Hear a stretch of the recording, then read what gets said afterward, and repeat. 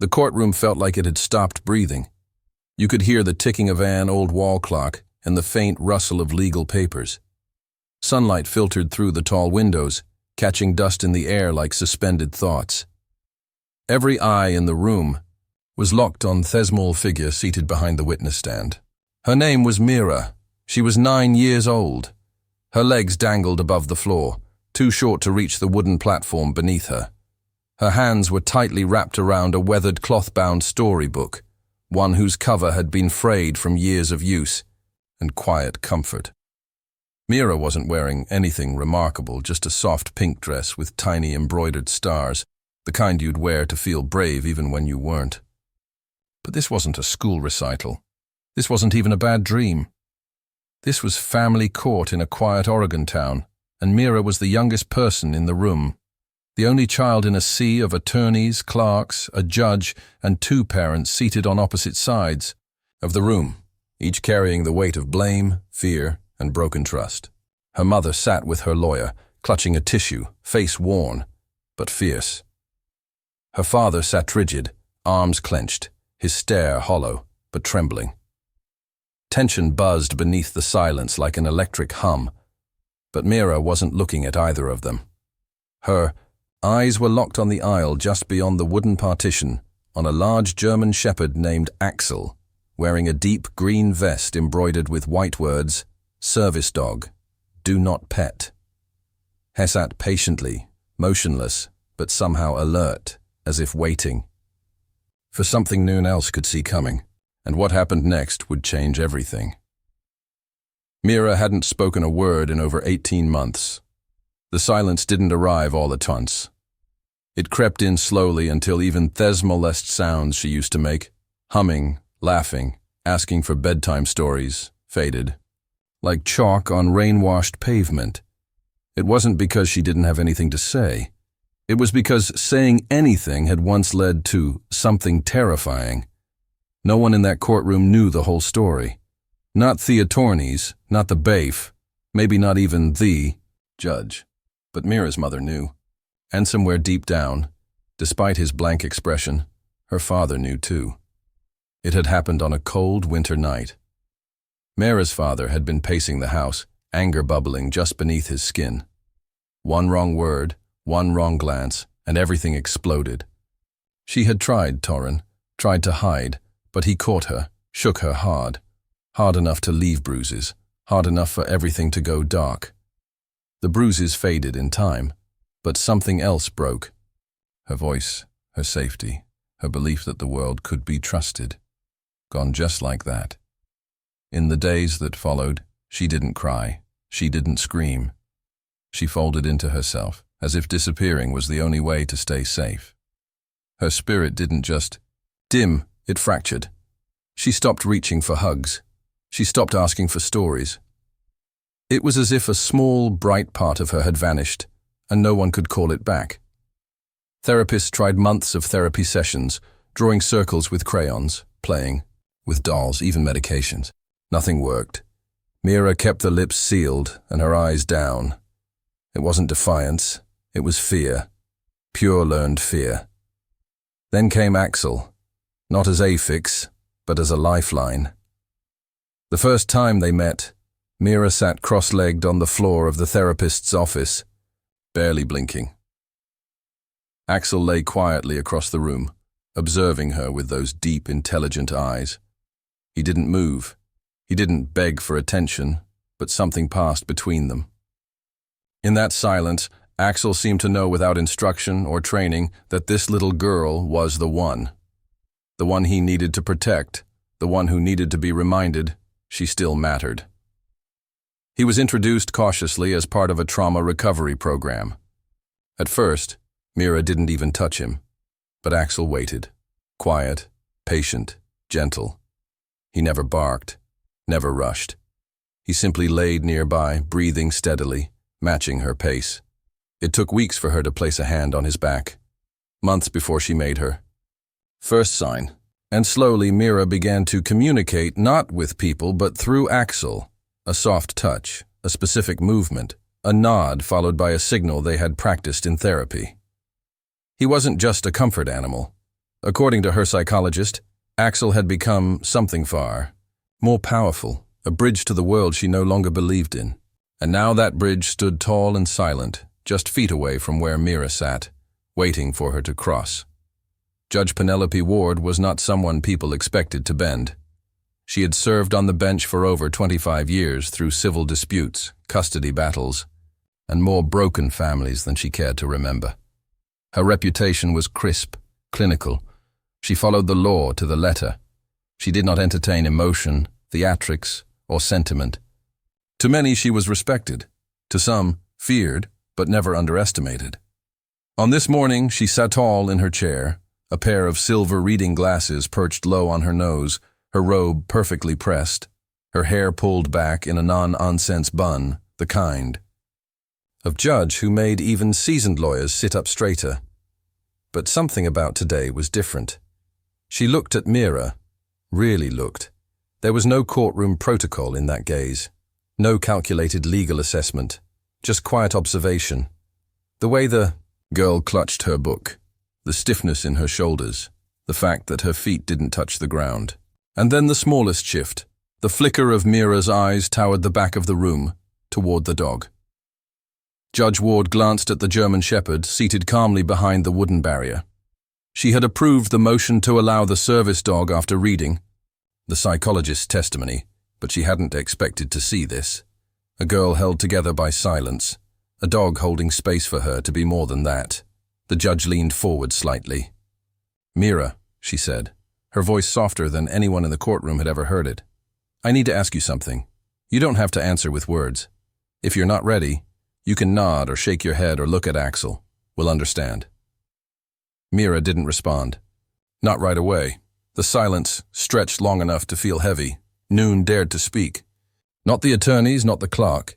Even the court reporter had paused, fingers hovering over the keyboard, as if afraid a keystroke might shatter the moment. Mira remained perfectly still, except for her hands. Her left hand stayed curled around the frayed spine of her storybook.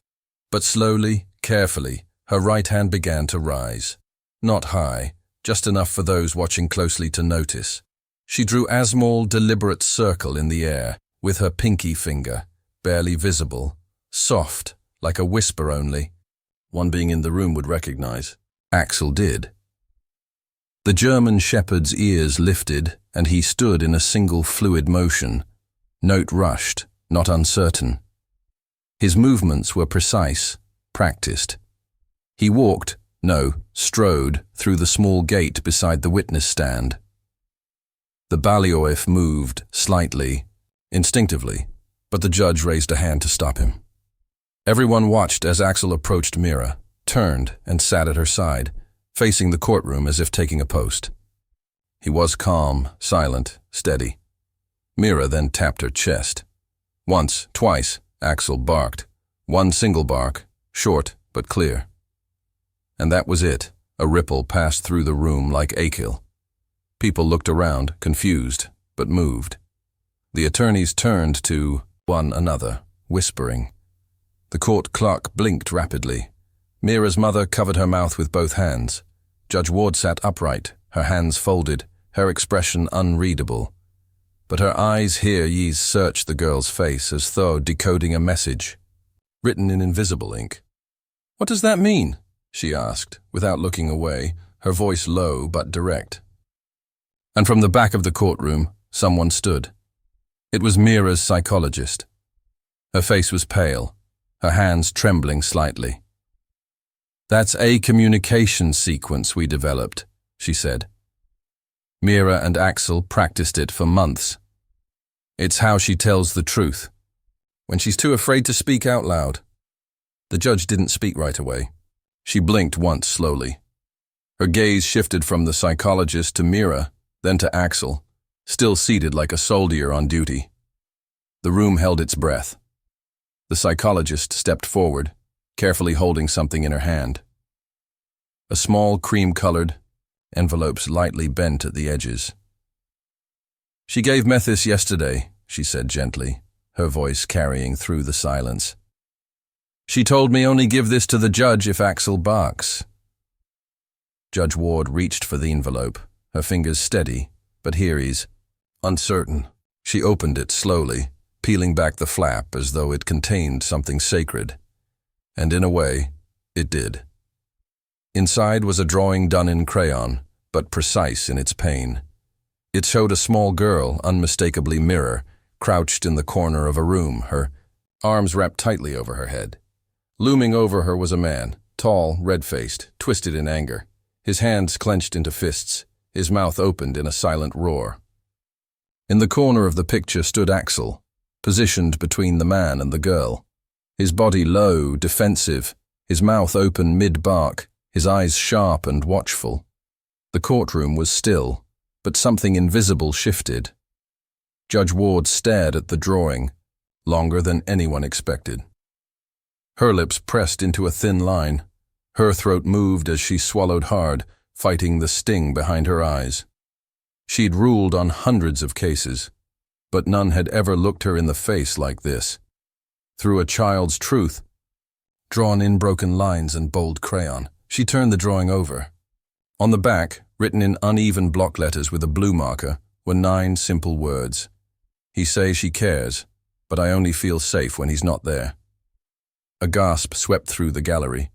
The father stood abruptly, knocking his chair back. This is absurd. That dog's trained. She could have. Sit down, Judge Ward snapped, her voice no longer soft. It cracked through the silence like a lightning strike. Or I will have you removed. The father froze. Axel didn't move. Mira didn't flinch. For a moment, reassurance. No one moved. I'm here. Judge Ward placed the drawing on the bench with deliberate care, not even as though afraid even a breeze might tear it.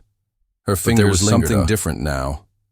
Her shoulders, once hunched inward, seemed to shift just slightly, like a weight had been lifted. And then, with the softest voice the room had ever heard, Mira spoke. Axel knows who keeps me safe, she said. He remembers everything, even when I couldn't. The words didn't echo, they didn't need to. The weight of them settled into every corner of the room. Even the court reporter had stopped typing. For a long moment, the room remained suspended, caught between breath and disbelief. The sound of Mira's voice, soft as it was, struck like thunder. Not because it was loud, but because it existed. After 18 months of silence, the courtroom had been witness to a miracle.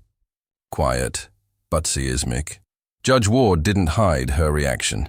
She blinked several times, as if making sure she had truly heard the words. She leaned forward, both elbows resting on the bench, fingers clasped together. Her sternness had not vanished, but something else had appeared beneath it. Reverence, Mira, she said gently. Thank you. Those 2 words hung in the air like a blessing. Axel still sat at Mira's side, unmoving, but his ears twitched at the sound of her voice, and he leaned a little closer, brushing her arm with the side of his body. It was a small gesture, but it grounded her. Mira's eyes didn't stray to her father, not once.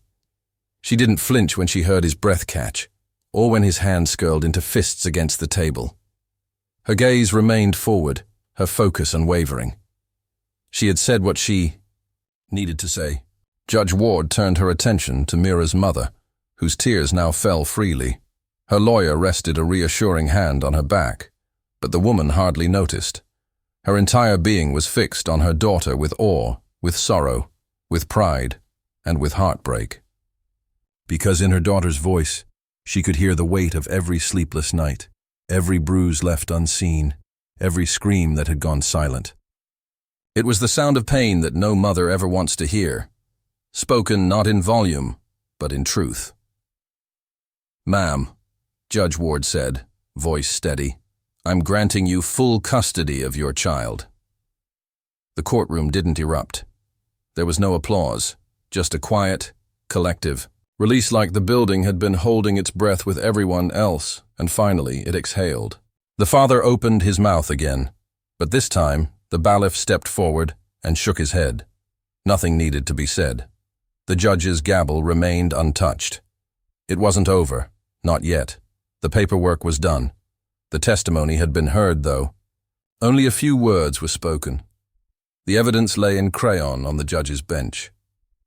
And yet, what lingered most wasn't what had been shown or said. It was what had been felt. Judge Ward gathered her files with practiced precision, stacking them neatly before her. The room had settled, though no one quite returned to normal. Something unspoken had passed through the space, something sacred, and no one wanted to break it. Her hand hovered above the gavel, poised to bring the session to a close. But she paused. Her eyes moved from the mother, quietly weeping in gratitude, to the father, sitting rigid and defeated. Then to Mira, still seated on the witness stand, Axel steady by her side, the book in her lap now resting slightly open. The judge looked directly at the child. And for a rare moment in her long career, her voice wavered. "You've said more with a single signal than most adults say in 1,000 words," she whispered.